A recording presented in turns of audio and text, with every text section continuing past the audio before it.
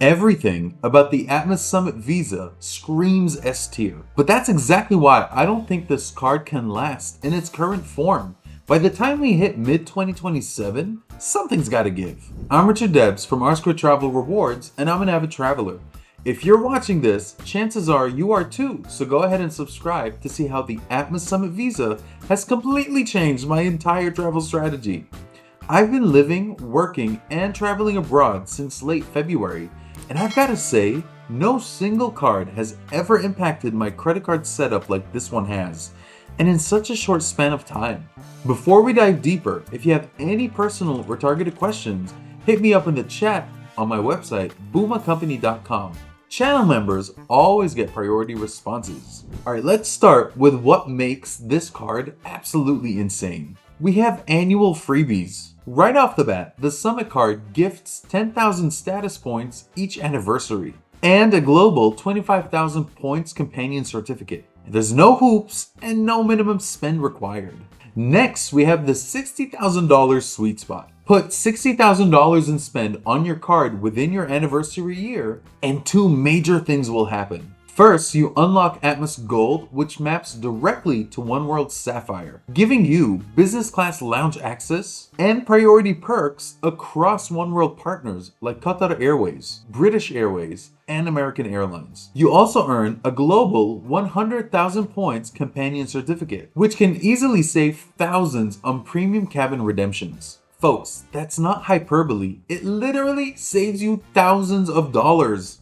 Here's the proof. Here are the results of a search on Alaska's site for a business class award seat from JFK to Bangkok, and it requires 85,000 Atmos points plus $106 on Qatar Airways Q suites. Now, if I pop over to the Qatar Airways site and look up the monetary value of that exact flight, that would set me back $4,807. I would never pay $4,807 on a business class seat, but I'm always happy to work the system to fly business class on over 95% of my flights. We also have acceleration to status with rent payments. This one's a bit controversial for some, but not to me at all. In the past, I've cautioned folks not to pay rent with a credit card, but this card introduces a very specific exception. If you live and pay rent in a high rent city, travel internationally on a regular basis, or you just naturally exhibit lounge lizard tendencies, basically, if you're like me, you're more bougie than hip, then pay attention. Here's the move.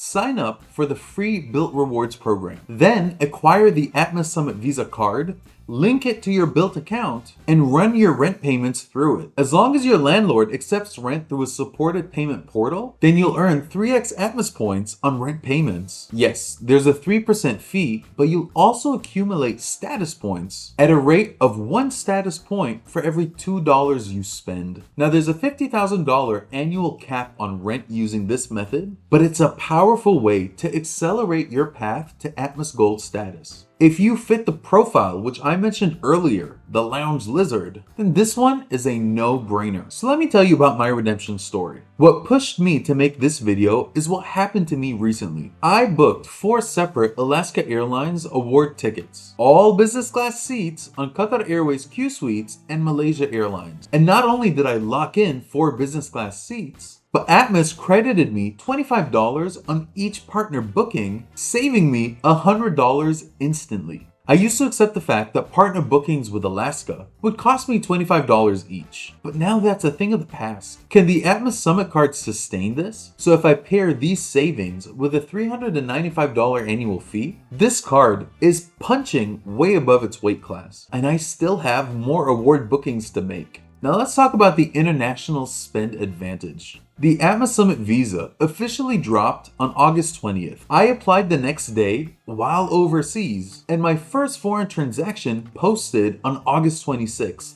Thanks to Bank of America instantly pushing my card's details into the app. And that allowed me to add it to my Google Wallet immediately, so I didn't have to wait for the physical card. Since I've been living abroad, I've earned 3x Atmos points on every single foreign transaction I put on the card. For anyone who lives, works, or travels internationally, there's simply no better card right now. Again, can the Atmos Summit afford to be a 3x catch-all for international travelers without losing their shirt? So, I haven't talked about the Atmos Rewards as a program. While all major US airline loyalty programs have shifted towards spend-based qualifications, Atmos is leaning in on the miles flown path towards status. The Summit Card is targeted squarely at travelers. So when you combine the rent-based status acceleration strategy and the status miles earned from actually flying, then achieving One World Sapphire status becomes dramatically easier. Now don't be mistaken, Alaska and Atmos are not fools. These overpowered perks are intentional, built to grow Atmos as a major brand and position it alongside Delta, American Airlines, and United. Right now, Atmos hands down runs the best rewards ecosystem in the US, easily outshining even American Airlines' AAdvantage, but only if you view it as an airline rewards program. In reality, Atmos is much bigger than that. It's evolving into something closer to a bank's reward program. Think Chase, Citi, and Amex. Because the Atmos rewards currency is points, not miles. And those Atmos points aren't limited to just Alaska and Hawaiian Airlines redemptions. You can transfer them to hotel programs